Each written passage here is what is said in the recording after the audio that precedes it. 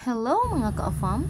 Hi! It's me, Mami Jolie! Nag-crave talaga ako nitong ginisang papaya. Yung iba, nilalagyan nila ng sardinas to. Pero ako, kahit toyo lang, ayos na sa akin. Sobrang dali lang nito gawin. Una, ay hinugasan ko muna ang papaya bago ko binalatan. Pangalawa, hinati ko siya sa apat para matanggal ko yung mga buto nito. Tapos hinugasan ko ulit siya. Tapos kung hugasan yung nabiak-biak ko na ng mga papaya, saka ako naman niyad-yad gamit ang shredder. Gayahin nyo lang ginagawa ko. Minsan nakaupo, minsan nakatayo. Kasi minsan mangalay din siya dahil kailangan mo kasi ng lakas sa pagyad-yad nito. Pagkatapos magyad-yad, pigaan mo siya ng asin para matanggal yung dagta niya. Tapos hugasan mo naman ito ng malinis na tubig. 2 beses o di kaya 3. Tapos saka mo siya salain. Tapos magpainit ka na ng kawali na may kaunting mantika.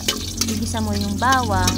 Tapos susunod mo na kaagad yung papaya. Lagyan mo ngayon ng konting toyo, yung pampakulay lang niya at pampalasa. Tapos lagyan mo agad ng magic, haluin gamit ang sandok, lagyan ng kaunting tubig kahit mga 1 baso lang para may kaunting sabaw. Ito ang magiging dahilan para hindi maiga ang ating ginisang papaya. Pwede din natin lagyan ito ng mga dahon.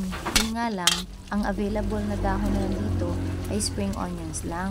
Kaya ito muna ang inilagay ko. Kahit anong dahon pwede nyo ding idagdag sa ginisan yung papaya para ma-enhance yung flavor. Tapos saka mo i-simmer. Kapag okay na, madali lang naman kasi itong maluto, pwede ka nang kumain. Halika na, ready na ang ating ginisang papaya. Kain na tayo. Siya nga pala, habang kumakain ako, pinartner ko dito yung piniritong isda. Yun nga, hindi ko na naisali yung isda dahil lang mamadali na ako. Iba talaga kapag gustong gusto mo yung ulam, talagang excited ka kumain.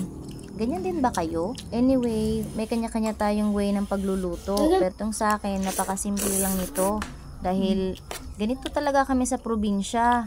Simple lang pero masustansya yung kinakain. At saka sa totoo lang, libre lang yan dahil sa bakuran lang yan nakuha yung bunga ng papaya. Kung gusto nyo, itry nyo na rin tong ginawa ko. Maraming salamat sa panonood. Ingat and God bless mga ka-afam!